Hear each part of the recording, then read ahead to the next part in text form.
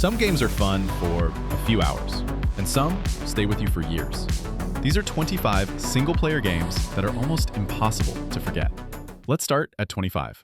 Machine Games, taking one of cinema's most recognizable adventure heroes and actually giving him a game that feels like Indiana Jones. Set between Raiders of the Lost Ark and The Last Crusade, Indy is chasing a mystery that takes him from the Vatican to Egypt and beyond, with ancient ruins, secret chambers, and enough to make the whip feel permanently justified. What makes it work is that you're not just watching the adventure, you're exploring it. You can sneak through restricted areas in disguise, solve environmental puzzles, search ruins for hidden paths, or just pick up whatever's lying around and use it to knock someone out. And visually, the locations are gorgeous. Huge temples, detailed interiors, jungles, deserts. It actually feels like you're walking through an Indiana Jones movie. It's one of those rare licensed games where the license isn't carrying the experience. The game actually earns it. Just put the guns down. Go ahead. I'll knock your teeth out. 24. Days Gone. Bend Studios' post-apocalyptic road trip through a Pacific Northwest that's fallen apart. You're Deacon St. John, a drifter biker 2 years into a pandemic that turned most of the population into feral freakers, still holding on to the hope that his missing wife is out there somewhere. That motorcycle isn't just transportation. It runs on fuel you have to manage, takes damage you have to repair, and strands you the second you get careless. And then there are the hordes, hundreds of freakers moving as one, that will absolutely bury you if you stand still too long. It launched broken and got written off fast. Play it now, and it's one of survival gaming's most underrated road trips. What does it matter if everyone else is dead? Number 23. Quantic Dream's near-future thriller set in a Detroit where androids have quietly become the backbone of everyday life. You're playing 3 of them, Kara, Connor, and Marcus, each one edging closer to something dangerously close to free will. Every conversation, every split-second decision branches the story in ways you won't see coming. Get a QTE wrong at the wrong moment, and it's not just a failed scene. A character can be written out of the rest of the game, permanently. The game shows you a flowchart afterward, so you can watch every path you didn't take gray out in real time. And the facial animation still holds up surprisingly well. Every hesitation, glance, and change in expression sells the performances like an interactive film.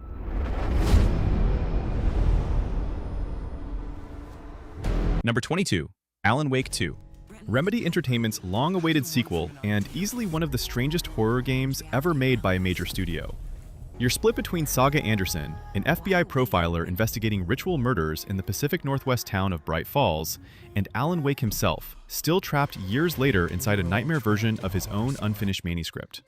Saga's evidence board, the Mind Place, lets her physically rearrange clues to reshape what's accessible in the real world. Alan's chapters slide into full live-action sequences in a setting that rewrites itself as you play. This isn't jump-scare horror, it's the kind that gets under your skin and just stays there. First things first. What's your name? Number 21. Crimson Desert. Now, Crimson Desert, Prolobusiness answer to the modern open-world epic, years in the making and finally out. You're Cliff, a Greymane commander trying to reunite his scattered comrades across the continent of Pywell, and the combat reflects that brutality. Grip an opponent mid-swing, wrestle for position on uneven ground, get punished for planting your feet somewhere unstable. Boss fights lean into pure scale, some of them big enough that the fight becomes about climbing onto the thing and finding a weak point instead of trading hits at range. It's a fresh release, so this is an early verdict, but what's shipped right now backs up years of hype instead of just teasing it.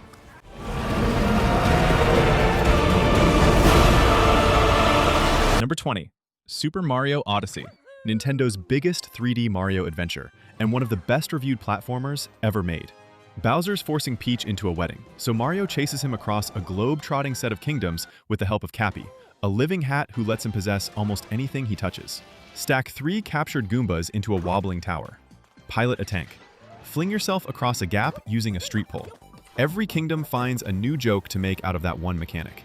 And underneath the capture gimmicks, the actual jumping and running is tuned better than nearly anything else in the genre.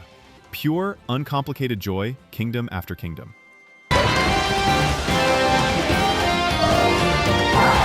Number 19. Uncharted 4. Naughty Dog's send-off for Nathan Drake, and the best entry in one of PlayStation's defining series. Drake's supposedly retired and settled down until his brother Sam, long presumed dead, resurfaces chasing the lost fortune of pirate captain Henry Avery. What follows is a globe-trotting chase through jungles, auction houses, and crumbling pirate colonies. The new grapple hook changes everything. Swing across a gap mid-chase, flank an enemy position instead of sliding into cover. But what actually elevates it is the character work. This is a story about family, obsession, and knowing when to walk away, and it sends its hero off exactly the way he deserves. Fortune, and I must seek my fortune. Number 18. Assassin's Creed 4 Black Flag Resynced. Ubisoft's pirate epic, more than a decade old and still one of the best pirate games ever made. You're Edward Kenway, a privateer who stumbles into the Assassin-Templar War mostly by accident, more interested in profit than either side's ideology. Captain the Jackdaw across the Caribbean, broadside rival ships, board the ones you cripple, and pour the loot into hunting down legendary ships later on. Dive shipwrecks, harpoon whales for crafting materials, let the crew break into a sea shanty between fights, and that's exactly why it still holds up. Number 17. Kingdom Come: Deliverance 2.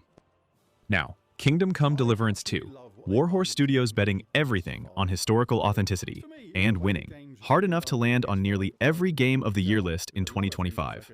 You're Henry, the blacksmith's son, arriving in a new corner of 15th century Bohemia with his lord Hans Capon.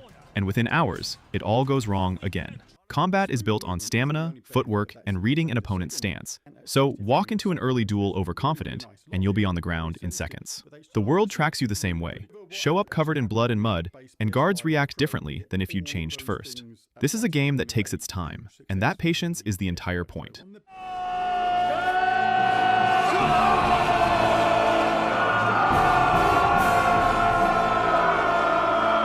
Number 16. Clair Obscur Expedition 33. The debut project from a small French studio, Sandfall Interactive, that walked away with 9 awards at the Game Awards, including Game of the Year. The premise alone is haunting. Once a year, a godlike figure called the Paintress paints a number, and everyone in the world that age turns to dust the moment she's done. This year, the number is 33, and you're the expedition sent to stop her from ever painting again.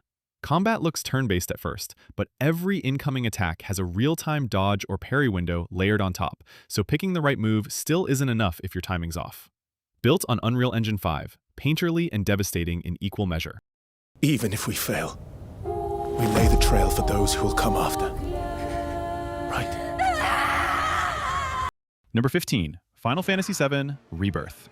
The middle chapter of Square Enix's most ambitious remake project, reimagining the most beloved RPG of the 90s for a new generation. Cloud and his party leave the ruined city of Midgar behind and head into the wider world, chasing Sephiroth across grasslands, beaches, and canyons that dwarf anything the original could attempt. It's the party itself that carries it. Every relationship gets room to breathe between the plot's bigger moments. And the combat is the series at its best, blending real-time action with tactical planning, switching between party members mid-fight and chaining synergy moves that hit harder together than apart.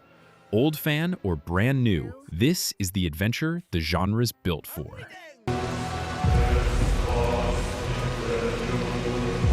Number 14. Ghost of Yotei. Sucker Punch's follow-up to one of the most visually striking games ever made, this time set on the northern island of Azo in 1603. You're Atsu, hunting the 6 warlords responsible for wiping out your family years earlier. There's still no quest marker dragging you across the map. You follow gusts of wind toward wherever the story wants you next, which puts the attention back on the environment instead of a UI element. Combat keeps the series' tense standoff duels, a single stare down before the first strike, where one perfectly timed parry ends the whole fight. New island, new protagonist, same trust in the player to just look around. Every last member of the Yotei 6, and I will bring you peace. Number 13. Sekiro: Shadows Die Twice. From Software's take on Sengoku-era Japan, and by a wide margin, their hardest game. You're a disgraced shinobi resurrected by a strange power, hunting down the men who took your lord and your arm. Every enemy has a posture bar next to their health, and deflecting attacks at the right moment breaks it down faster than damage ever could. So most fights become about breaking someone's guard rather than chipping away at a health bar. Prosthetic tools add options on top, a firecracker to stagger an animal, a spear to yank an enemy into range. It demands more precision than anything else on this list, and it gives back just as much.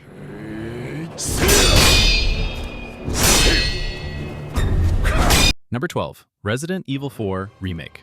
Capcom's remake of one of the most beloved games ever made, built on their RE engine and somehow better than the original. You're Leon Kennedy, a government agent sent to a remote Spanish village to rescue the president's kidnapped daughter. And what starts as a simple extraction spirals into cult monsters and some of survival horror's most memorable set pieces. The new knife parry rewires every encounter. Time it right, and a villager swing turns into a stagger, then a free execution. The early village siege, dozens of enemies converging while you ration shotgun shells, is still the clearest proof of why this remake works. This is the definitive way to play it. You can stop right there. Ada. Number 11, Hitman 3, World of Assassination. IO Interactive's finale to the trilogy and the most concrete pitch on this whole list. You're Agent 47, a genetically engineered assassin working contracts across a conspiracy that spans the entire series. Put on a chef's disguise, walk through doors that would get you shot on sight otherwise, poison a glass, let an NPC's routine carry it to your target, or just wait. Some levels script an accident that's already primed to happen if you nudge the right lever. None of these systems work alone. The level's built to make them collide. Replay the same map a month later with a different plan, and it plays like a different mission entirely. How did you know? Your deal. That kind of power always comes with a price. Number 10, Grand Theft Auto 5. Rockstar North's crime saga, still the benchmark every open-world game since has been chasing. 3 protagonists, Michael, Franklin, and Trevor, means the story can cut to whoever's arc matters more at any given moment, instead of grinding through one lead start to finish. Heists are where that trust really pays off. Pick the loud approach or the quiet one where it's offered. Hire a crew based on cost versus skill, and watch the plan either hold together or fall apart because of a call you made in the planning stage. Los Santos itself keeps interrupting you on the way to anything else, and most of it isn't scripted to matter. It's just there. Move it. Man, get the fuck out of my face. Oh. You forget 1,000 things every day, pal. Make sure this is one of them. Number 9, Marvel's Spider-Man 2. Insomniac Games sequel, and the best traversal in any superhero game to date. Peter Parker and Miles Morales are both playable now, tackling Kraven's Hunt and a growing symbiote threat across New York City. Web wings let you catch a gust off a skyscraper and glide across half the map, which makes fast travel feel almost pointless once you've got the rhythm of chaining a swing into a dive into a glide. Combat rewards staying airborne. Web zip to an enemy, juggle them, move to the next target instead of trading hits standing still. The symbiote suit adds a heavier, more aggressive option later in the story. Getting from A to B has never been the fun part, until now. The city's being torn apart. I don't know if I'm strong enough to save it. Do I have what it takes to protect the people I love? Number 8. Then, Black Myth Wukong. Game Science's debut, built on Unreal Engine 5 and one of the biggest single-player releases to come out of China. And the combat makes it pretty easy to understand why. You're the Destined One, a staff-wielding monkey retracing the legendary path of Sun Wukong from Journey to the West. Switching stances changes your whole combo string. Light versus heavy attacks branch it further, and transformation spells swap your entire moveset mid-fight into something faster or heavier depending on what a boss demands. Every environment is drawn from real Chinese temples, forests, and mountains, and the boss fights come in genuinely relentless, mythological waves. One playthrough, and the hype makes sense.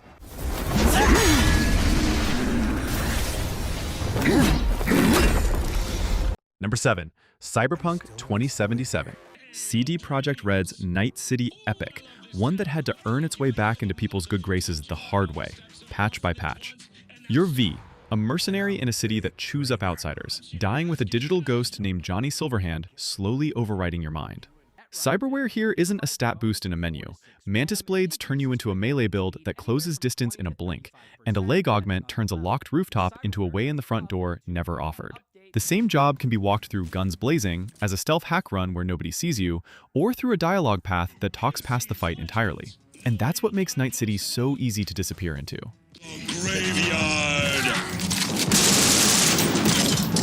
Number 6, Baldur's Gate 3. Larian Studios spent 6 years building this and somehow turned tabletop-style freedom into one of the most reactive RPGs ever made.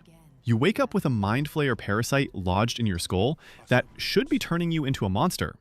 Instead, it becomes the key to strange new powers and ties you to some of the best written companions in the genre. Combat is full tabletop depth turn-based. High ground changes your hit chance. A spell can ignite an oil slick you noticed 2 turns earlier. A fight can end before it starts if you shove someone off a ledge. Try something the writers probably never scripted for, and there's a real built response waiting instead of a wall. Blackett blesses me this day. Together, we might survive. Number 5, The Last of Us Part 2. Naughty Dog's follow-up to the game that proved a blockbuster could make millions of players genuinely grieve. Years later, Ellie sets out on a revenge mission the game makes you feel the full weight of. Enemies call out names when their friends die. Dogs track your scent through tall grass if you're careless. Going prone lets you crawl under a truck to break line of sight mid-firefight instead of ducking behind a crate. Melee is heavier and messier than the first game, closer to a real struggle than a scripted takedown. Not every choice landed for everyone, but what you're actually doing, moment to moment, is some of the best encounter design ever built. Killed you. Maybe you should have. Number 4, Elden Ring. From Software teaming up with George R.R. Martin for the lore, going open world for the first time, and landing one of the most acclaimed releases in gaming history. You're the Tarnished, set loose in the lands between with almost no direction, and that's the entire brilliance of it. A boss wrecking you doesn't mean you're stuck. Ride torrent somewhere else on the map, clear a dungeon you stumbled onto, come back stronger with a different weapon and an ash of war you found along the way. Sites of Grace work as checkpoints and a loose trail toward wherever the game wants to nudge you, but nothing stops you from ignoring that trail for a glowing shape on the horizon instead. Unfortunately for you, however, you are maidenless. Number 3, God of War 2018. Santa Monica Studios' reinvention of their loudest, angriest franchise, told in a single unbroken shot from beginning to end. The camera never cuts, not once. Kratos is older now, living in exile, raising a son who barely knows him. When the boy's mother dies, her final wish sends the two of them on a journey across the Norse realms that changes them both. The Leviathan axe still has the most satisfying throw and recall in gaming. Throw it at a retreating enemy, call it back mid-combo, and the timing matters as much as the swing. Atreus fights beside you the whole way, tagging enemies for a combo assist on command. Wise, patient, and one of PlayStation's crowning achievements. There are consequences to killing a god! Why? How do you know? How do you know? Number 2, The Witcher 3 Wild Hunt. CD Projekt Red's fantasy epic, and a decade later, it still shows up on every list, like this one. You're Geralt of Rivia, a monster hunter for hire on a war-torn continent, searching for his adopted daughter Ciri, while a spectral army called the Wild Hunt closes in on her. First, every contract plays out like a detective story, reading witness accounts, tracking with your senses, brewing the right potion for whatever's waiting at the end of it, and usually finding out the monster has a reason for what it's doing that complicates the clean kill you showed up for. The smallest village dispute can spiral into a moral dilemma with no clean answer. Nothing in it feels like filler. Heard you wondering about my swords. Well, one's for monsters. The other for humans. Number 1, Red Dead Redemption 2. Rockstar spent 8 years obsessing over every detail, and the result still hasn't been matched. Set in 1899, it follows the Vanderlyn gang, outlaws running out of country to hide in as civilization closes in around them. You're Arthur Morgan, Dutch's most trusted enforcer, slowly starting to question everything he's given his life to. And visually, it still looks ridiculous. Snowy mountains, dense forests, swamps, dusty towns, and the industrial streets of Saint-Denis all feel completely different. Bond with your horse and it stops spooking during gunfights. Hunt with the wrong ammo and the pelt degrades. Towns remember what you've done in them weeks later. Camp isn't a menu. Walk through it and catch an argument already happening, a card game already running. This is the rare game where finishing the story means immediately missing living inside it. Get down here now, you inbred trash! So that's the list. 25 games that earned every second of your time. Subscribe for more like this, and I'll catch you in the next one.